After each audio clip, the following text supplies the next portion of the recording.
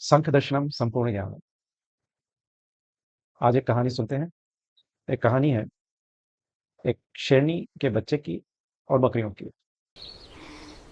जंगल में एक शेरनी ने एक शावक को जन्म दिया। शावक के जन्म के तुरंत पश्चात उस शेरनी की मृत्यु हो जाती है। कुछ ही देर में बकरियों का एक झुंड जंगल में उस रास्ते से गुजर रहा होता है। वह उस शावक पर अपनी दयालुता दर्शाता है, उसको अपने साथ ले लेता है। अब शावक उन बकरियों के साथ अपना जीवन यापन करने लगता है। वह उनके साथ घास खाता है, उनके जैसा मिमियाता है, बकरी को अपनी माँ समझता है। बकरी माँ। जब कोई शिकारी शिकार करता है तो शावक भी बकरियों की तरह दुम दबाकर भागता है। एक दिन जंगल में एक शेर ने शिकार किया, हमला किया। और जैसे ही हमला किया वह शावक भी बकरियों के साथ भागने लगता है।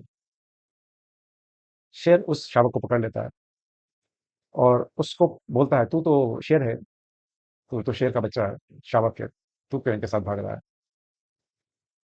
शेर मिमियाता है और शेर को समझ में आ जाता है, इसको बताना पड़ेगा, इसका दर्शन कराना होगा। शेर उसको अपने साथ लेकर के जाता है पानी के किनारे।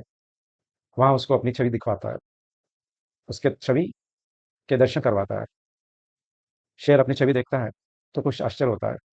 शावक गर्जना करता है और ऐसी गर्जना करने के लिए शावक को कहता है। शावक भी गर्जना करता है। तो ये पता चलता है शावक को कि वह गर्जना शेर की गर्जना है, यानी वह वाकई में शेर है। इसी कहानी के साथ में हम एक दर्शन की शुरुआत कर रहे हैं। दर्शन को समझने की शुरुआत कर रहे हैं जिसको सांख्य दर्शन कहा जाता है। सांख्य दर्शन